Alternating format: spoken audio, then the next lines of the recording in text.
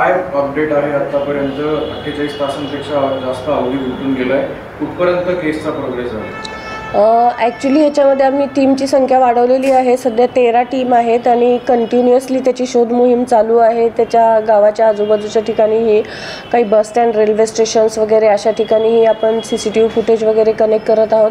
त्याचबरोबर तांत्रिक विश्लेषणावरून त्याच्या कॉन्टॅक्ट्समधले जे लोक आहेत त्यांच्याकडेही इंटरोगेट करत आहोत. त्याच्या फॅमिलीच्या लोकांनाही आपण चौकशीसाठी हे घेतलेलं आहे, ताब्यात घेतलेलं आहे. एकूणच परवा हा इन्सिडेंट घडल्यापासून या आरोपीची ओळख पटवल्यानंतर कंटिन्युअसली हा फॉलोअप सगळे अधिकारी आणि कर्मचारी फील्डवरती करत आहेत.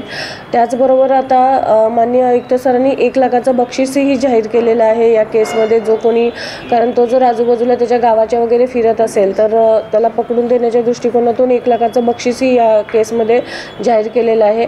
आणि बाकी ज्या गुन्ह्याच्या फॉर्मॅलिटीज आहेत त्या सगळ्या चालू आहेत. तपासाचा भाग याच्यामध्ये आहे. फॉरेन्सिक्स, बसचं ॲनालिसिस वगैरे ह्या सगळ्या गोष्टी चालू आहेत.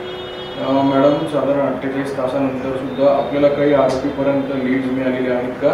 आरोपीच्या कुटुंबाच्या पैकी कोणाकोणाची चौकशी आपण केली? ॲक्च्युली तशी याच्यापूर्वीही तिथंच त्याच्या घरच्यांची चौकशी केलेली होती, पण आता त्यांना इकडे पोलीस स्टेशनला आणण्याबाबत इन्स्ट्रक्शन देण्यात आलेले आहेत.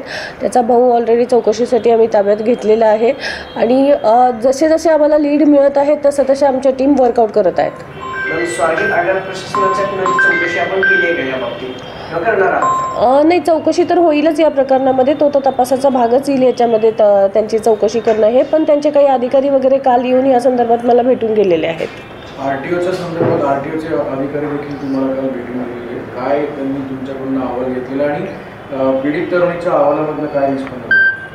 ॲक्च्युली RTOचे ऑफिसर येऊन त्यांना ह्या सगळ्या गोष्टींची माहिती हवी होती. ती माहिती विचारण्याच्या दृष्टीने ते आलेले होते.